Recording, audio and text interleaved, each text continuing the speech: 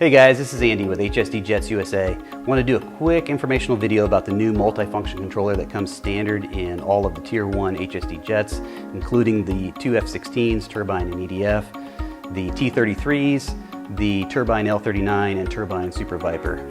So let's take a closer look at it. All right, for example, we're going to look at the electric version of the F-16 and what it looks like coming out of the box and what we suggest that you do with it first before assembling the plane completely. First thing we'd like to suggest to do is to put all the control surfaces on the airplane, minimally at least the wings and the stabs, and that way you can test the directions and so on and so forth with the controller before you start gluing things onto the airplane. So let's take a look at what it looks like coming out of the box. This is the new multifunction controller, or MFC 2085, that comes standard in all of the larger HSD jets.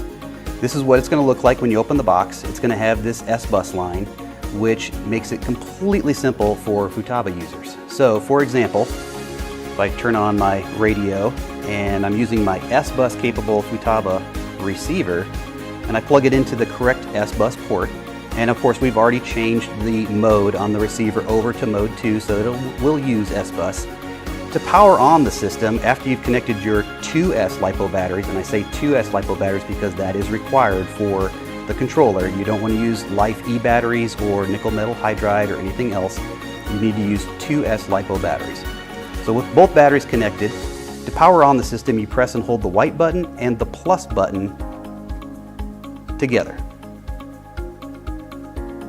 The airplane will power on. You'll get the little green lights here indicating that you've got good voltage on your batteries, and then it'll give you the voltage of each battery.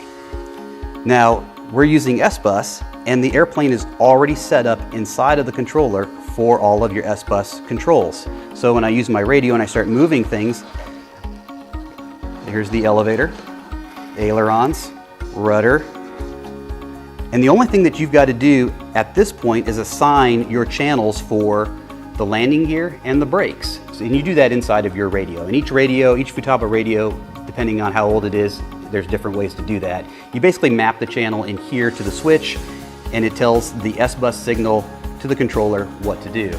And so we've moved the brakes onto the channel 8, and the gear is on the gear switch.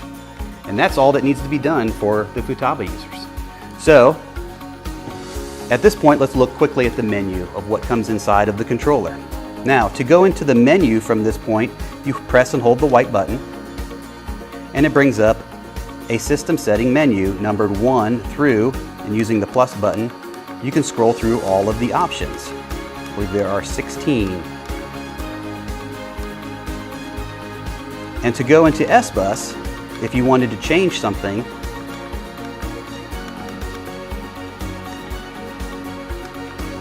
it tells you what each channel is, and then you can select how to map it if you wanted to change it. Press and hold the white button pops you back to the menu. Press and hold the white button gets you back out of the menu. Now in this mode, you can also cycle the landing gear up and down without even having the receiver connected by pressing and holding the red button. I'm not going to do that because I don't want the airplane to fall, but it'll bring up a menu saying gear, and you could press it again and it'll make the gear move the other direction. You move it back the other direction, you hit the button again. To go back to this menu, you press and hold the white button. One thing to do to shut the entire system off is to press and hold the white and red button together at the same time. System off. One thing to note is the servo buzzing. Get a lot of questions about that. With the high voltage servos, there is buzzing, and that is completely normal. Some servos buzz more than others, some a little less. Sometimes when you move the sticks on your radio, it'll get the buzzing to stop, and then it'll start again. That's completely normal, not something to worry about. So for those of us that do not use Futaba S-bus, Spektrum users, Jetty users, etc., that want to use the process of wiring from the receiver directly to the multifunction controller, we're going to go over that process as well.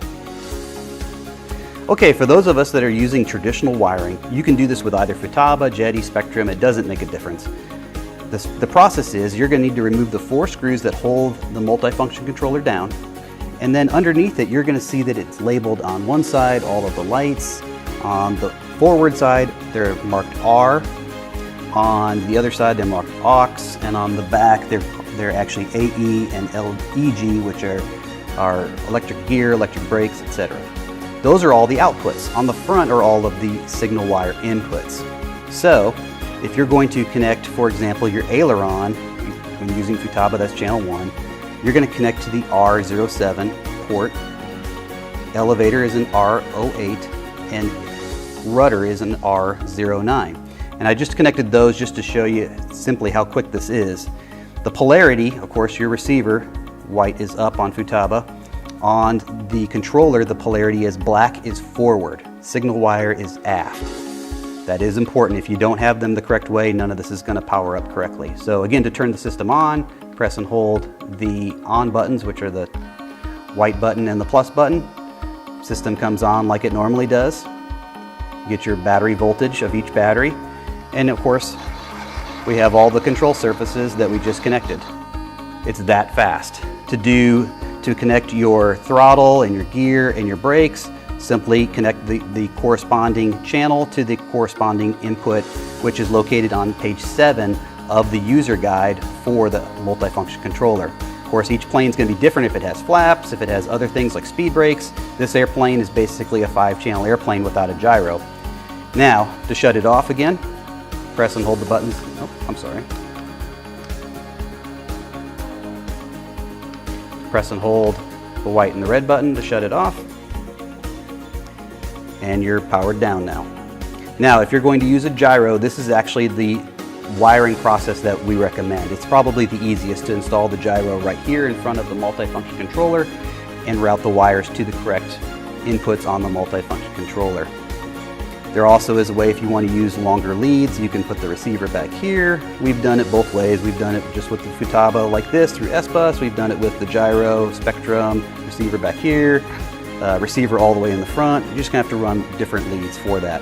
One thing to note, since we're talking about this, and this happens to be an electric version, the EDF version, meaning that the battery lines for the main power fan are 44 volts. One thing that you want to do is keep your antennas away from that. Don't have them touching the 44 volts. The radio signal wire and the voltage don't like each other. So if you have questions or comments, leave them below. We'll answer them as quickly as we can. Of course, everything that we just discussed is available at our Texas warehouse at HSDJETSUSA.com. Take care and let us know if you have any questions.